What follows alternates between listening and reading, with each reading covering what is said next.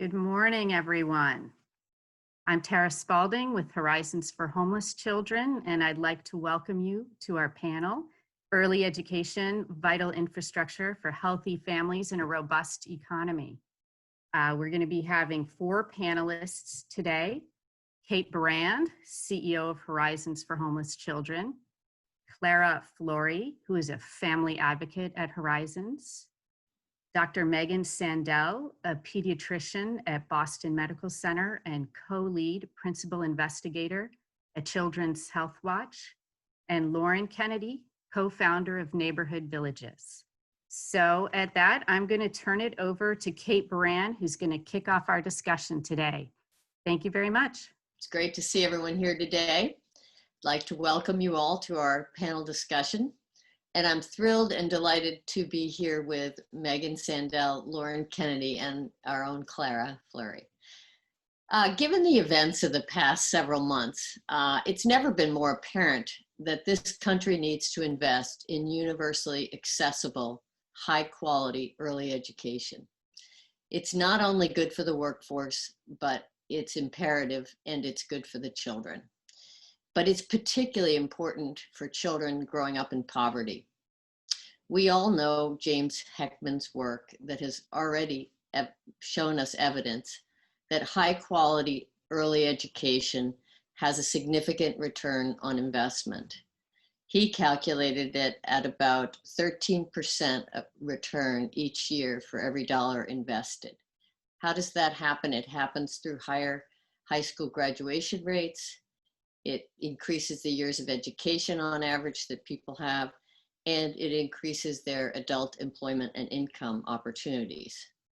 At this moment in Massachusetts, we have topped the charts in terms of the cost of early childhood education across the country. In Massachusetts today, an infant in early education costs a family about $16,000 a year. Today, there are 56,000 to 57,000 children in Massachusetts who are receiving child care subsidies. These are the children of the working poor, those who are homeless, and those who are under DCF care. But most of them are the working poor because our state has become exceptionally expensive for individuals to live in. At this moment, it's calculated that a living wage in the city of Boston is about $75,000 a year. And many of us know as providers that most of our families don't come anywhere close to having that level of income.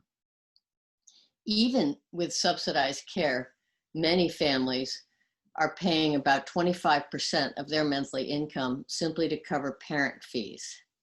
Something has to change, and it has to change both on a national basis and in our state. If we are going to try and effectively break the cycle of poverty that so negatively impacts our Black and brown families and children in this country, we have got to step up to the plate and fund an infrastructure investment in early education. We also cannot expect those who are subsidized providers, of which about 50% of the providers in Massachusetts are, to be reimbursed at 30% less than the market, given that the families that we serve require a great deal more assistance. And you're going to hear a lot about that, the nature of that assistance from both of my fellow panel members and also from Klara. But that sort of support, which is absolutely vital to the success of these families and these children, costs each of us as providers significantly more. So we have to not only change our national dialogue as it relates to early education, but we have to change the funding model in the state of Massachusetts so that those of us in the subsidized field can actually support families to the degree that they're needed. I'm going to actually turn it over now to Megan, who's going to help with some really good research that they've done recently in terms of how to support families most effectively and the positive impact. So thank you. Great. Thank you so much for having me today. I'm really excited to be able to talk more about really why, in many ways, early education is the infrastructure that we need to grow the body and brains of babies and their young children. I think for those that are unfamiliar, Children's Health Watch is a research policy network that's based at Boston Medical Center, but we actually collect data in 5 cities across the country. We collected in Boston, Baltimore, Philadelphia, Little Rock, and Minneapolis. And we focus on meeting families in healthcare settings and asking them about common hardships, things like food insecurity, housing instability, energy insecurity, healthcare cost trade-offs, and more recently, childcare burden, that they're not able to work or study as much as they would like because of lack of childcare. We interview families of children who have a child 0 to 4 years of age. And the reason for that is that in a lot of ways, that is when you're growing the body and brain that you need for the rest of your life. And so we think that that particular age group is almost like a canary in the coal mine. When policy changes change, you're able to see those changes actually in whether kids are healthy weight, whether or not they are developing like you would expect, whether or not they've had a hospitalization in their young life, whether or not they're in good or excellent health, or are they in fair or poor health. One of the things that we released in a study earlier this year in conjunction with the Boston Fed was looking at this childcare burden. And what we see is this vicious cycle. When families report that they have any hardships, they are more likely to report a childcare burden that prevents them from being able to work more to address their hardships. And you see that in a dose response way. If you have no hardships, only about 18% of the time you're reporting a childcare burden in Boston. When you go up to 1 hardship, you see that 33% of the time reporting a childcare burden. If you go up to 2 hardships, you see 45% of families reporting a childcare burden. And so just as a pediatrician, I just want people to understand why childcare is so powerful to growing that brain. We know early education is about serve and return. I smile at the baby smiles at me. And being able to have that back and forth is something that really provides that stimulation that kids need. What we know is that when families are having to make those childcare burdens, those kids are not able to get that same serve and return. They may be in settings where they're watching TV all day, or they're doing other types of things that become really toxic. And I think particularly families that are stressed, that toxic stress will play out. And so more and more, we do have to view the early education system as economic infrastructure. With now, I'm going to turn it over to Lauren Kennedy, who is a co-founder of Neighborhood Villages, to be able to talk more about what we know can be really important ways in which to solve this problem. Thank you. Thank you. And thank you to Horizons and to Kate for having me on this panel and part of this really important discussion. As both Kate and Megan mentioned, our goal here needs to be ensuring that all families have access to high quality childcare solutions and that all children have access to really high quality early learning environments.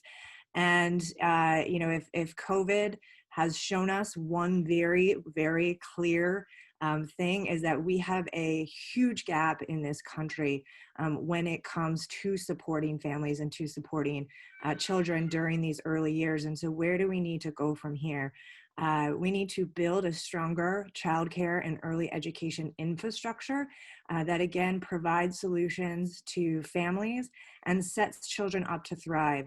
So Megan spoke a lot about the importance of early learning for children and their education and employment success over the long term. And what I want to talk about today is how this investment also supports parents, providing them with the childcare support that allows them to go to work, to maximize their employment opportunities, to maximize their earning potentials, and how that feeds into the housing security, food security, employment security that is so critical for supporting a nurturing and stable environment for young children and for parents, so that we are able to reduce parent stress. And this is a term that I've picked up along the way and I really appreciate, is to support joyful parenting. And when we talk about childcare, it's not just about going to work.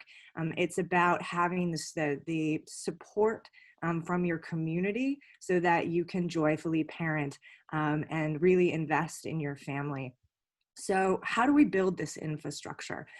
It starts with recognizing that we can no longer subsidize childcare based on the backs of parents. For 80% of children in Massachusetts, childcare is supported by family dollars. And that can get to as high as $20,000, $30,000 for infant care in Massachusetts, asking families to come up with that amount of money. And even as Kate mentioned, for children who are supported by public subsidies, it's not enough to support providers' ability to stay in business, to offer high quality programs, to invest in their teachers. So it's time to start discussing what is our societal responsibility. And I say societal and not state because this really is a collective investment that we need to make. This is on us to say it's time for us to use our tax dollars to really sort of push government to create a universal affordable childcare program that says we're no longer going to charge families these exorbitant rates. We're going to come in and subsidize families so that no one is paying more than a much more accessible percentage of household income. And in addition to that, we are going to really invest in the true cost of providing childcare so that we can pay our early educators what they deserve to be paid, because they are valuable teachers. So when we talk about early education as it is right now, who's subsidizing it? Parents are subsidizing it, and our workforce is subsidizing it because the just broken model of the childcare system is that providers really can't afford to pay their educators very much because you can't pass that cost off onto families. So at Horizons, we have this incredible program that commits to both, commits to supporting families and commits to investing in their educators. But we need to build a system that reflects what Horizons is able to do and makes programs like that accessible to all families. And so we are lucky here in Massachusetts that our representatives in Congress, Congresswoman Catherine Clark, Senator Elizabeth Warren, have been fighting for this issue in Congress on behalf of Massachusetts. We're fortunate that our leaders in our own state house have really prioritized investment in early education. But it's really important that we all get behind this issue and start to be very vocal about it. And that can begin with just telling your own story, to organizing in community, to taking sort of, the formal steps of call your legislators, call your representatives to really move forward on this issue. And, it's something that I also want to add to this conversation, and coming back to Horizons and their, perspective on how we need to support the whole family, is also thinking about early learning as the place, the physical space that families can go to find integrated support services. So not just finding childcare or early learning for their children, but really being able to work with trusted partners to access housing services, job skills training, nutrition programs, all in one place, all in one space, so that we're delivering these integrated programs in a way that works for families. And as I like to say, as someone who grew up in Southern California, if we ask a parent in February to get on one more bus with their 2-year-old, there's a better way. Let's bring it to where families are every day, and that's the childcare programs, working with the teachers and the administrators that they know and trust and love, because those are the people who are nurturing their children and supporting them as parents. So I will hand it off to Kate to tell you all exactly how Horizons makes good on that commitment to the whole family. Thank you. Well, so we did, and I can take no credit for the fact that we were quite prescient many years ago when we started, and we've always been a two-generation model, understanding that the health of the parent is really indicative of the outcomes and the health of the child. And so we have always been a program that believed that we should equally support the parents as well as the children who are under our care daily. And I think, one of the things that has really been helpful in the last 5 to 7 years is we've learned a lot about brain science. And we really understand now that poverty compromises even an adult's ability to function effectively. And we all understand the fight or flight and the impact of cortisol on our system. And we were blessed a few years ago with really borrowing, if you will, a methodology called mobility mentoring. And we now work with our families using that coaching methodology.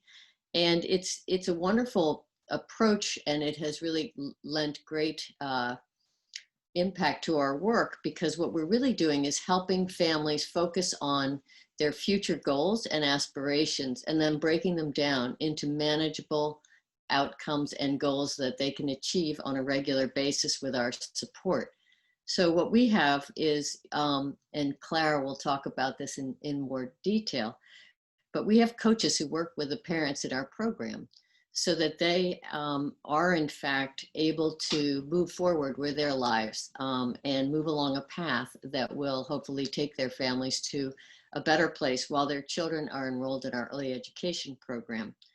Klara is an absolutely wonderful example of this, someone who experienced a short period of homelessness in college when she became pregnant with her absolutely beautiful son, who we may meet over the course of our panel discussion. And Caden arrived at Horizons at 4 months old, and Klara worked with our family advocates at Horizons. And she's going to tell you a little bit about her experience and the importance of that work. And she now actually is giving back by working for us as a family advocate and coach to other women experiencing homelessness as well. Klara? Yes, good morning, everyone. As Kate mentioned, my name is Klara Fleury. I have been working for Horizons for almost 2 years now.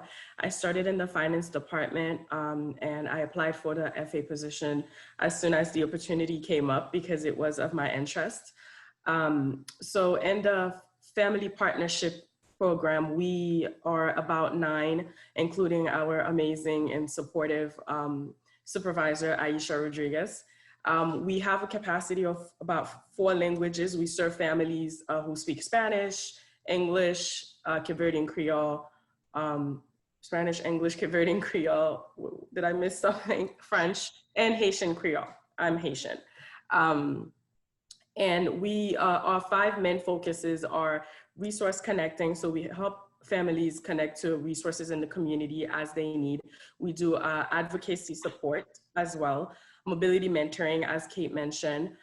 We also work with families on family engagement, which we do like family breakfast monthly for the parents. And then we do Next School. We have a Next School coordinator who works across all 3 sites, helping families who are aging out, who their children are aging out and going into kindergarten. While we take pride in everything and all the different focuses that I spoke about, mobility mentoring is one that we really take pride in because we use that tool to help families set goals for their families as we coach them while they take action steps to actually achieve these goals. I myself, like Kate mentioned, know this work from 2 different standpoints. I am a family advocate now who works with these wonderful moms and dads sometimes. And I worked with a family advocate myself when I arrived at Horizons. Caden started at Horizons when he was 4 or 5 months old, up until he was going to kindergarten. And I received all the support from my family advocate at the time, Feluke. I set goals as well. Matter of fact, one of my goals was to graduate college, find permanent housing, And the last goal that I actually worked on with my family advocate was to become full-time at Horizons. And needless to say, I achieved it. And we really celebrate our parents. That is one thing that we make sure that we do. We give them small incentive, and we also, across all different sites, it looks different. And my site in Dorchester, we print parents' pictures. We put it on a go-getter board. And they're really motivated to accomplish their goals. And the really ideal outcome is for families to be self-sufficient. And once they move forward, and leave the organization, for them to be self-sufficient for their families and are able to do these things on their own. So this is why we coach them. And, I'm inspired by the work that Horizons does. I continue to be inspired by the work that we do with mobility mentoring. I actually have a goal to go to law school. I already took the LSAT. I am working on the process. And our families are really, like I said, motivated with using the tool. One goal that I really worked on with the family on was this family who really wanted to go back to school. She left her country, Honduras, and I think she left school when she was like in 4th grade. And now her main goal was to go to school and get her GED. And we were working on that. She started school right before the pandemic. And right now she's a little bit down about, not being able to continue. But the fact that she's so motivated and wanted to do it. And it was just like every day, oh, Klara, I did this. I already got, my books. I started the program. So it is a lot of inspiring work that we do with families. So I was going to say that, Klara, that just every time I hear it, it makes me happy. I love the law school goal. Thank you. I was going to ask, I know Megan and Lauren, both of your organizations are really proponents of strength-based wraparound services for families. So maybe you could share with us a little bit of a perspective on your thoughts relative to that. Sure, I'll jump in first. I think that in a lot of ways, when we often describe families, particularly families that are economically marginalized, like those that are homeless, we tend to describe them in a very deficit orientation. And I did it when I described Children's Health Watch, right? I described it as food insecurity and housing instability and energy insecurity. And what we're understanding more and more is that it's really essential that we focus on families' strengths. That families have inherent strengths that they have, and it's really the systems around them that make it impossible for them sometimes to tap into those strengths. And so as we think about it, it's for those that went to public health school, it's Maslow's hierarchy of need. If you're focused at the bottom of the pyramid, if you're focused on where are you going to sleep, how are you going to put food on the table, can you feel safe, do you feel secure? And again, as Lauren noted, right, like COVID-19 told us more about this than anything before, right? Could you shelter in place? Did you feel safe? Could you get food on the table without risking getting the infection? All of that stuff took up so much mental energy that it was hard to move up the pyramid, right? It was hard to get to that social connection. It was hard to get to that love and that ability to do that serve in return and to reach your potential. And so that in a lot of ways, I think what's really beautiful about a model like Horizons or Neighborhood Villages or others, and it's something that we at Children's Health Watch are trying to think about how to build the research methodology to describe it, is that it's a balance, right? We all face threats in our lives that we have to be able to deal with, and we have to face that adversity. But can we tap into those strengths? Can we be able to lift those forward so that people can be on the right life course, right? Not let that early adversity cause the toxic stress that becomes the cycle that does it. Let's break the cycle so that people can be able to achieve it and move forward. And so in many ways, I just want to really applaud you, Klara, for sharing your story. You are the embodiment of what I think we can reach with thousands, if not millions of families with the right scale. And that's why we need to talk about investing now in that infrastructure so that we can make it possible. Yeah, thank you, thank you. And there are so many of these beautiful and empowering stories, honestly. I see it on a daily basis, and I continue to be inspired by these parents. And I think what I might add is also looking at this through the lens of justice. We have, right, been having such long overdue and important conversations about racial justice, racial injustice, and then importantly, what structural racism looks like and how we combat it. And a huge component of that that has been in conversation, and again, long overdue, is economic justice. And as we talk about economic justice, we cannot divorce that from the important role that childcare plays. The role of childcare, again, in supporting a parent, a family, and their employment access and opportunity and growth in earnings, growth in equity, that all of this, again, is so interconnected and so intersectional.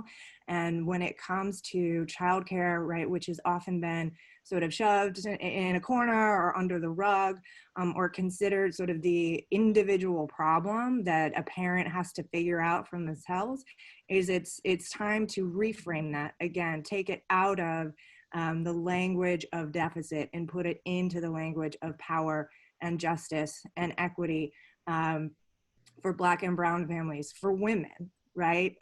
Particularly the pressure that COVID-19 is playing in the lives of women right now, with this balance between work and caring for children, that justice requires that we come behind communities right now, that we come behind mothers right now and say that we are going to support you, that we are going to ensure that we don't backslide, but that we all continue to move forward and make sure that no one is left out of economic recovery in particular. The importance again of tying this to other sectors, to housing justice, something that is particularly relevant, to the communities that Horizons supports is housing. So, right, we have had, government commit to supporting family security during this period of uncertainty, for many job instability, by putting a hold on evictions and sort of supporting as much housing stability as we can. But as those protections are lifted, because we are, seeing the pandemic sort of abate, so we're making this assumption that families will go back into the same level of financial security that they may have been in pre-pandemic, that once those are lifted, how do we make sure that families maintain that housing security and that we don't see families undermined and facing, right, periods of transition again, or facing periods of homelessness, because particularly, right, programs like Horizons have been fighting so hard to support families, again, both around their childcare needs, children with their educational sort of justice, right, and opportunity, but then also the housing security that in and of itself is so important to be able to achieve your dreams. And Klara, I wish you all the best in your applications. No doubt that you will succeed in going to law school. And I think something that I appreciated through my own law school experience is really learning the importance of words like power and empowerment, and applying those to what it means to achieve justice. And so again, what I would just add to talking about these issues impacting families through an empowerment lens is that how empowering is it to say that we are working towards justice with respect to childcare, with respect to education opportunity for children, and creating supportive ecosystems for families who are working towards providing for themselves, for their children, and achieving their dreams. There was a lot in there. Thank you. You know, it's interesting. I can't emphasize enough what you have articulated and relative to how it has impacted our families in this last COVID crisis, and particularly our Black and Brown neighbors in the greater Boston area, where we have found Horizons literally went from being an early childhood provider to being more of a disaster relief agency in some respects, trying to get, when we looked at our families, we had 86% of them losing their jobs almost immediately, and 93% of them really suffering from food insecurities and not being able to access many of their daily needs. And so we became really the support system and conduit, and Klara was a big part of this, of trying to get diapers to families, trying to get food to families, trying to get gift cards so that they could buy the things that they needed in their local bodegas and other things. So, you know, this has really hit our families hard, and I know that our families are only representative of the larger picture of the state, so it's really been a very challenging period. You know, there's so many things that we've touched on here that talk to the need to be a strength-based program. Obviously, you know, what we see in our families every day is the extraordinary strength and willpower that these women in particular, and families in general, fathers also, they've just, the strength they bring is amazing. And I think that, you know, what we do know is that poverty compromises our ability to function effectively. And so many of our families, you know, do require that additional support. And I think, Megan, you know, one of the things that you talked about very poignantly is the mental health aspects are essential, because that serve and return requires a parent to be in a space where they are settled and centered. And it's very hard to be settled and centered when you're literally trying to find the resources to keep your child fed, clothed, and housed. So I'd like to spend a minute talking about, perhaps, Megan, you can chime in here about sort of mental health supports. And that's something that Horizons also early on figured out, that these families really needed, and the children needed, some mental health support, because sometimes that serve and return is compromised in those early days as parents struggle.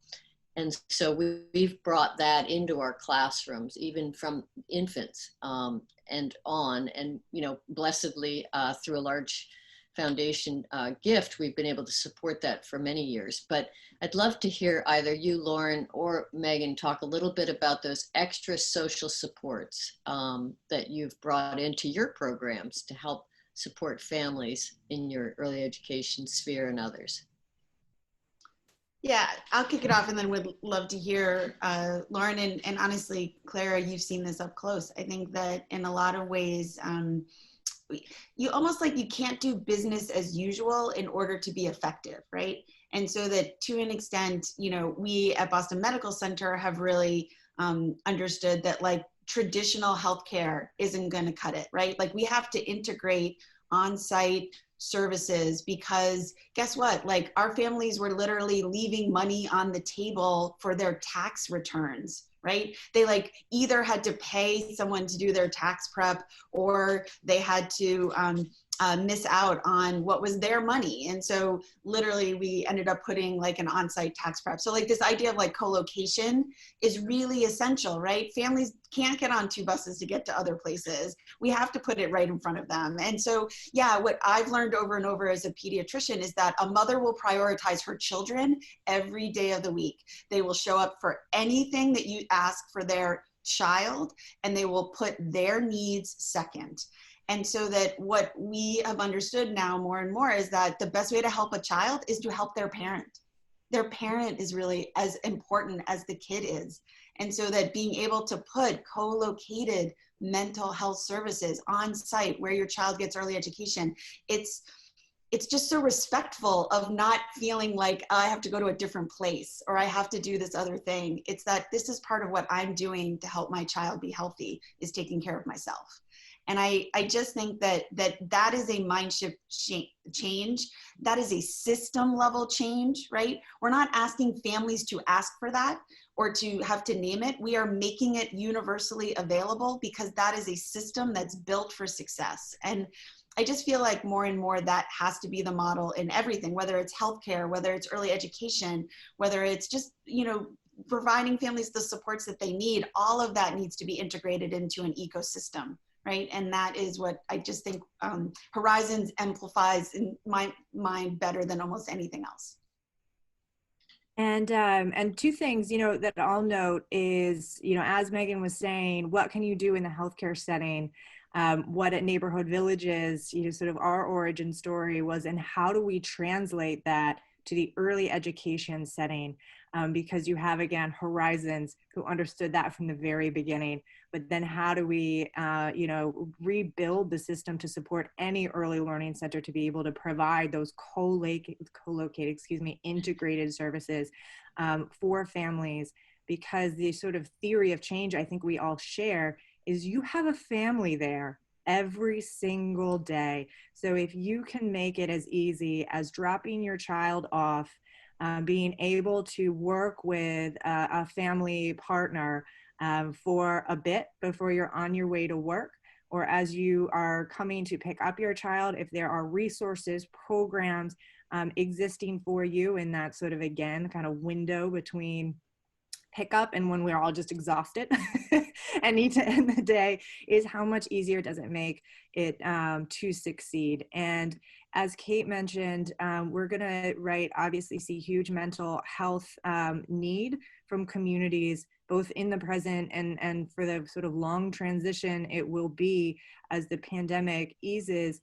But also mental health supports for the early education and care workforce.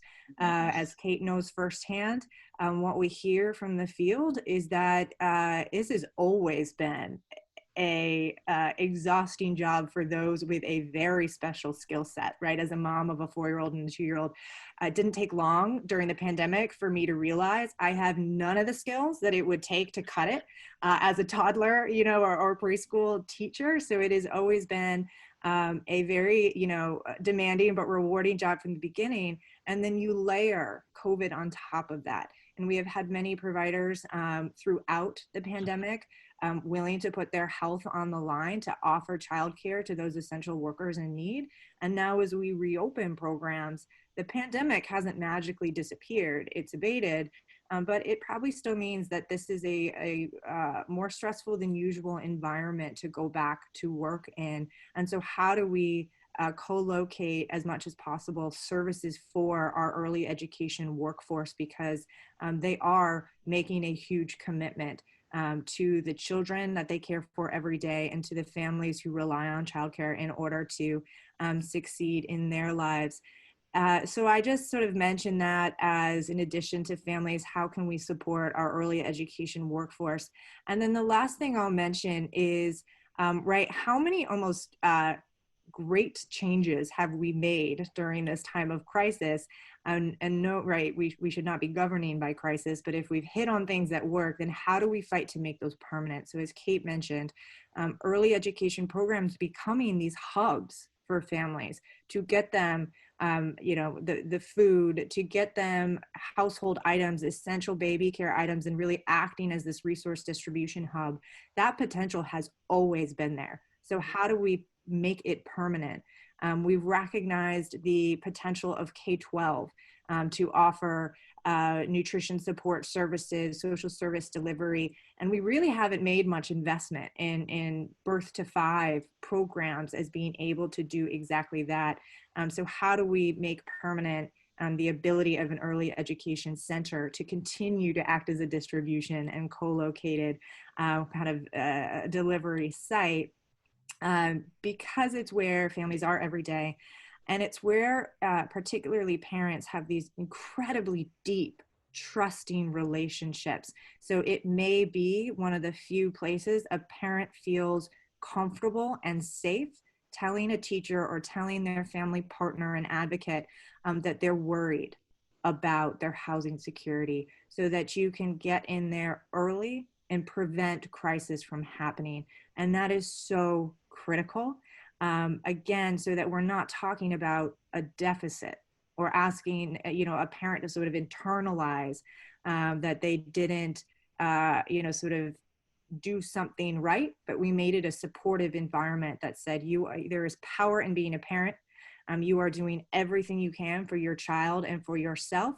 So we are here as a safe person to talk to so that we can support you over, a certain period of time to make sure that things stay as stable as possible, whether that's housing, whether that's food, or whether that is, pursuing the path that you may have been on to finish your education, to achieve your dreams around employment because you trust us.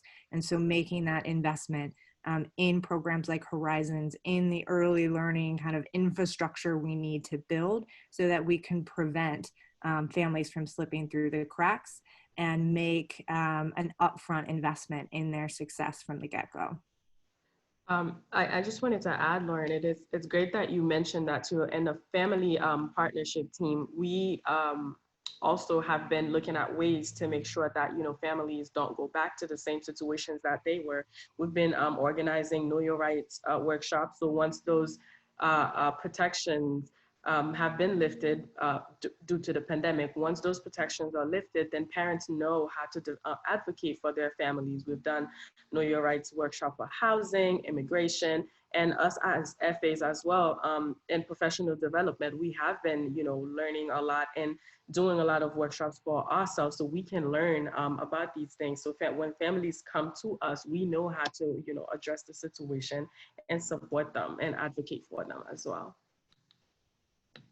So I'm going to pick up on the theme of co-location and talk a little bit about in March of 2021, we're very excited to be opening the Edgerly Family Center at Horizons, which will actually bring all of our programs into one space. And with doing that, part of our vision and what we've been able to achieve is to not only bring our programs together so that we can serve 30% more children in our early education program, but we're actually bringing partners into the building to try and live up to this, let's keep it simple. These families have enough challenges. Let's bring all the services they need into one space.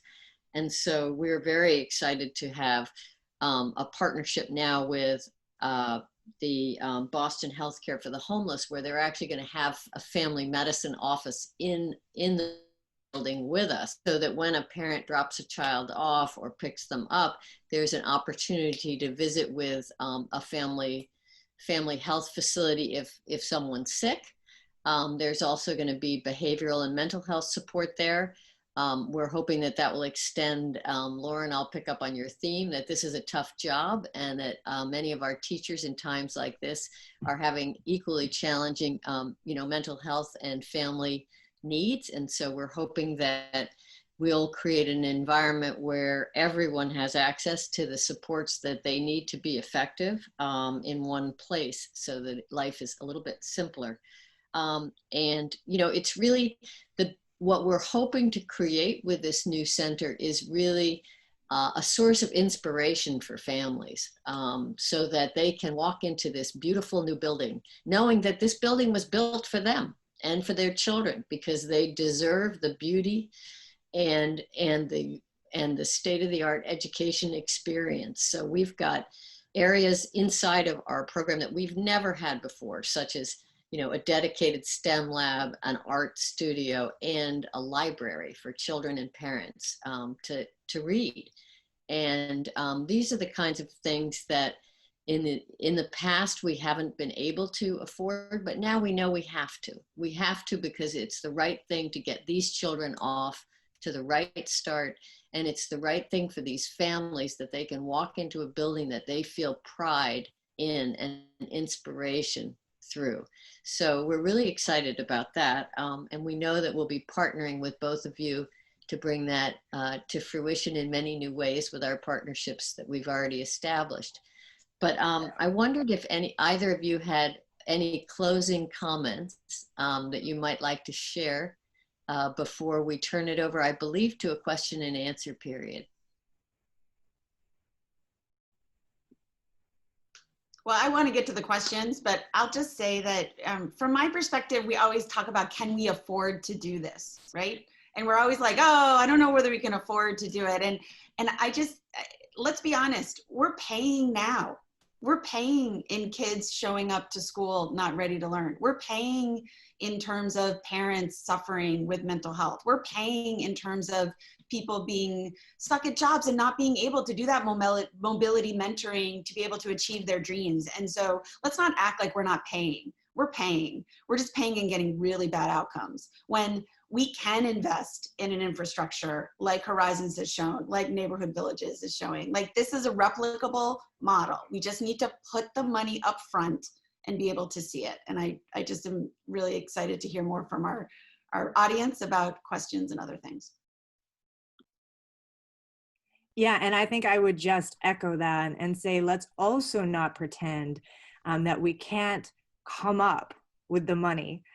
We are spending this money, but we have just ignored birth to 5 as a place to put it.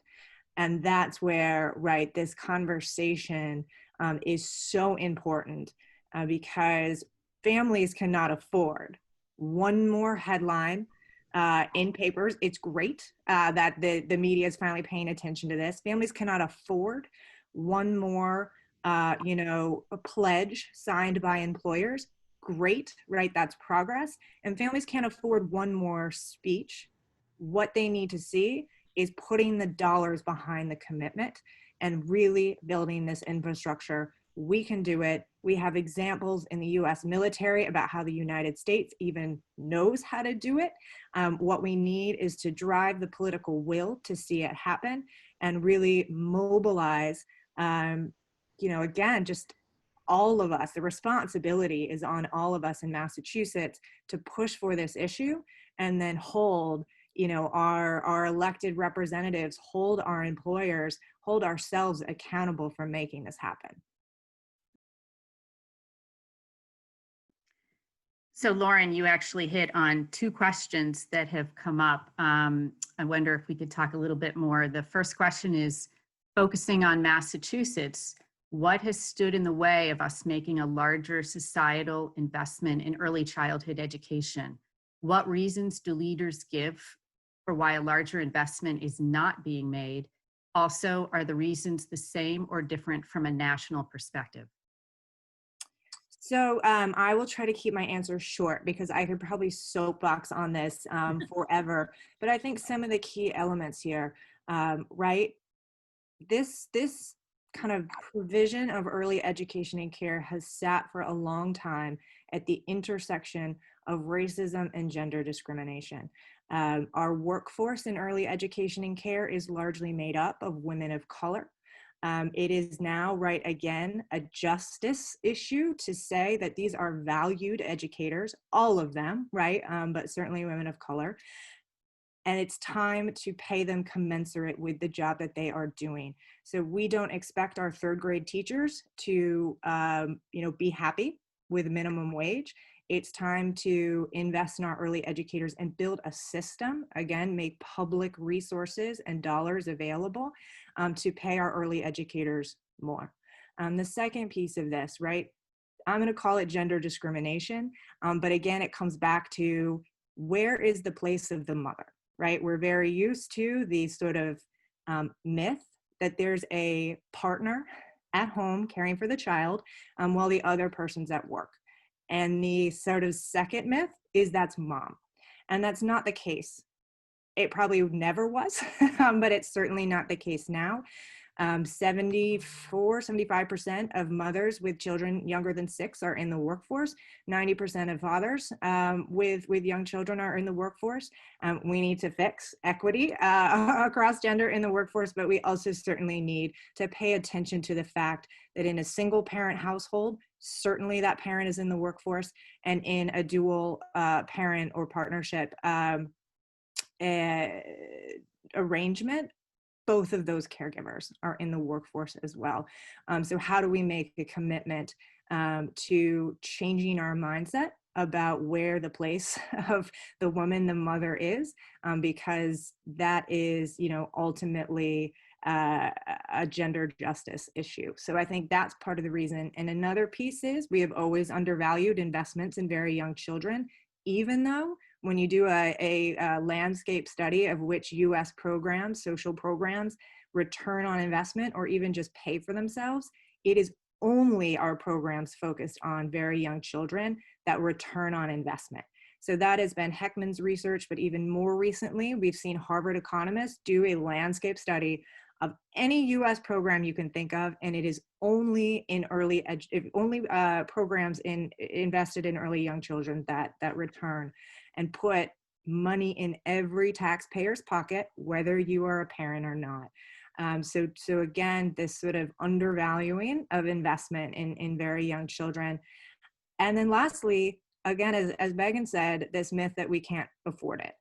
So childcare and early education, particularly sort of infant and toddler care, it's expensive.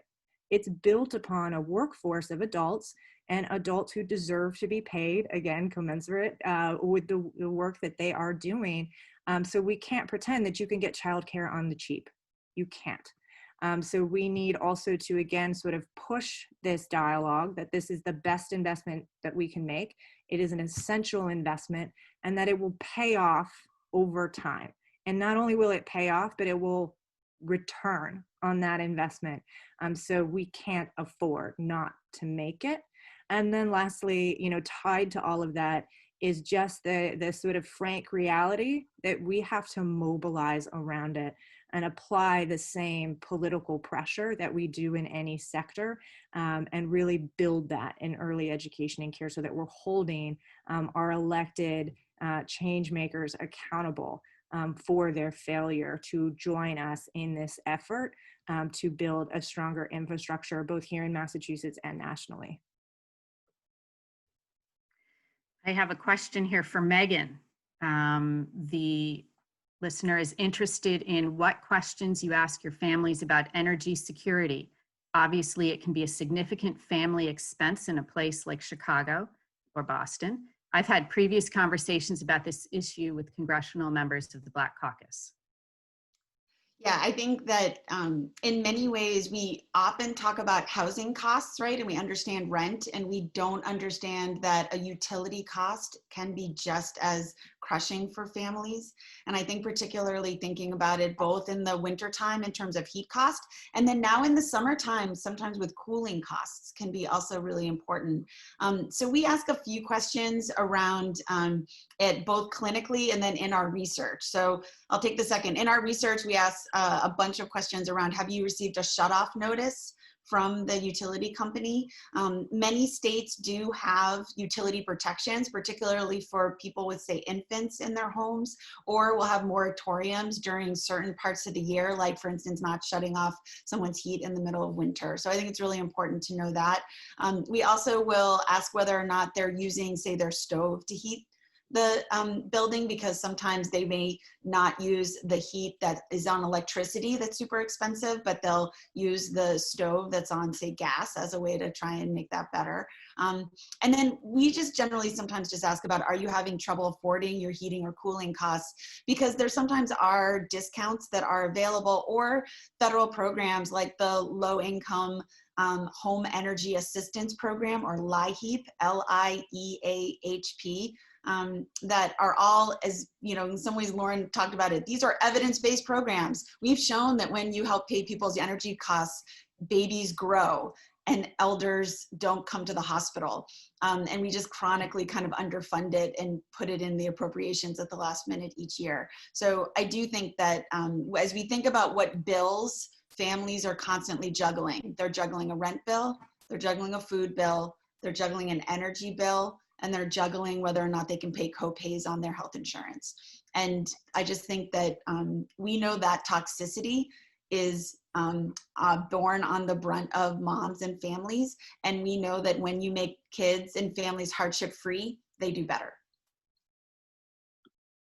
So we have two questions that are similar. I would like to be more involved with reaching out to my local and state government leaders. Can there be a short list of points for me to cover to advocate for increased funding? And how can we as citizens support efforts to improve access to early childhood education? So I can start. One is here in Massachusetts, we do have a number of places to go to sort of get directly connected to advocacy initiatives, strategies for children here in Massachusetts. Does, sort of both provide a lot of resources, but they also do advocacy webinar training so that, if it's not, you know, everybody's sort of first instinct to call their legislator, right? You're like, I can pick up the phone and then what do I say? So Strategies for Children offers great resources, both starting, with a sort of sense of empowerment that these people work for me. So I'm going to call them and tell them what it is that I need to see them deliver on. But I would encourage connecting with Amy O'Leary at Strategies for Children for, anything from kind of advocacy 101 to here's, a sheet of talking points so that you feel, again, empowered while having the conversation. And then, there are a number of sort of events kind of going on in the state right now, sort of focused on how do we drive the conversation. That could be anywhere from, tell your story. Take your smartphone, videotape yourself telling your childcare story. Feel free to reach out to me at Neighborhood Villages. We're working with an organization called March Like a Mother for Black Lives to create a story catching, frankly, kind of video letter to our representatives, both here in Massachusetts and in Congress. There's a kind of growing coalition called Common Start here in Massachusetts that has a lot of opportunities for organizing. I'm happy, in sort of any facet to provide kind of updates on this. But so that's a great place, again, just to kind of connect with people locally and come up with ideas for how can we share our stories, organize as a community, and then begin working together to make it very loud and clear for those who have the power to change the policy that this is what we expect from them. Thank you. How can we simplify the process for families who want to utilize federal, state child care aid and/or enroll their kids at Horizons? The bureaucracy and paperwork is often an overwhelming barrier, especially for families where English is a second language. Well, that's a hard one to answer simply, but I think that one of the things that would really help is, frankly, if we started doing things on smartphones. Right now, a homeless family, when they're trying to get access to subsidized childcare, has to visit multiple locations and make appointments that can take weeks. And so, if we picked up these phones that are in our hands and brought this part of subsidized childcare into the century that we're in now and stopped having it be a very intensive paper process, that would be a big help and bring people in the right direction. But that's, what I can think of at this moment. Great. And we have about 1 more minute. Any final thoughts as we wrap things up? And we will be posting this on Facebook so people have access to it who weren't able to participate today. Well, I guess I might want to chime in and just say that I'd like to echo a number of things that Lauren and Megan and Klara have alluded to, which is that this truly is a moment. And this is the moment to do the right thing by the children in our country. And it is also a case of justice and social justice and equity. And now is the time to invest so that we can ensure that all children in this country have the equal opportunity to thrive. We need to make the investment. We need to make it now. We need to have a workforce that is, in fact, paid a living wage. Right now, 30% of our workforce is on subsidies. That's not acceptable in one of the wealthiest countries in the world. So what I would say to everyone here is help us make enough noise so that this country decides to invest in the future of the children in this country. And I'm really delighted that all of you joined us here this morning, and I want to thank you. And I particularly want to thank Klara Megan and Lauren for joining us, and Tara, you for orchestrating an absolutely wonderful discussion on a topic that is most timely. Thank you very much. Thank you, everyone. Have a great day. Thank Thanks, you. everyone.